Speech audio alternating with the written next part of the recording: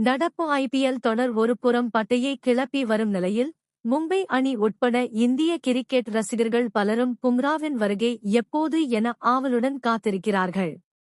ஆனால் அவர்களுக்கு மகிழ்ச்சியான செய்தி தற்போது இல்லை என்பதுதான் வெளிவரும் கிரிக்கெட் வட்டார செய்திகள் மூலம் உணர முடிகிறது.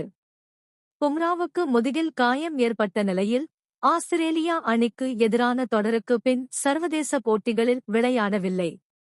சமீபத்தில் நடந்து முடிந்த சாம்பியன்ஸ் டிராபி தொடரிலும் பும்ரா பங்கேற்கவில்லை. பெங்களூருவில் உள்ள பிசிசியின் சிறப்பு மையத்தில் சென்டர் ஆஃப் எக்ஸலன்ஸ் பும்ராவின் உடல்நிலை தொடர்ந்து கண்காணிக்கப்பட்டு வருகிறது. அவர் இன்னும் முழுமையாக பந்து வீச தொடங்கவில்லை என முன்னணி நாளிதழ் வட்டாரங்கள் மூலம் தெரிய வந்துள்ளது. பும்ரா களம் திரும்புவது எப்போது? பிசிசி சார்ந்த ஒருவர் இதுகுறித்து தெரிவிக்கையில், பும்ராவுக்கு உண்டான காயம் கொஞ்சம் சீரியஸ்.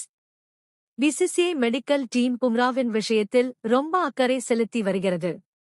பும்ராவும் மிகுந்த கவனத்துடன் இருக்கிறார்.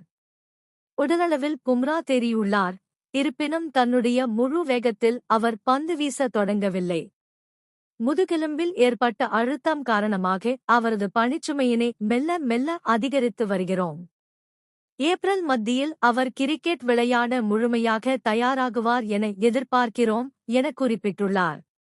முன்னதாக ஏப்ரல் 1ஆம் தேதிக்கு முன்னர் நடப்பு ஐபிஎல் தொடரில் பும்ரா மும்பை அணியில் இணைவார் என எதிர்பார்க்கப்பட்ட நிலையில் தற்போது பும்ராவின் வருகை கேள்விக்குறியாகியுள்ளது.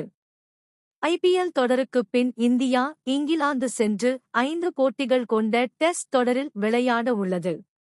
அதற்குள் பும்ரா முழு உடல்நலன் தேறி களத்திற்கு திரும்ப வேண்டும் என ரசிகர்கள் எதிர்பார்க்கிறார்கள்.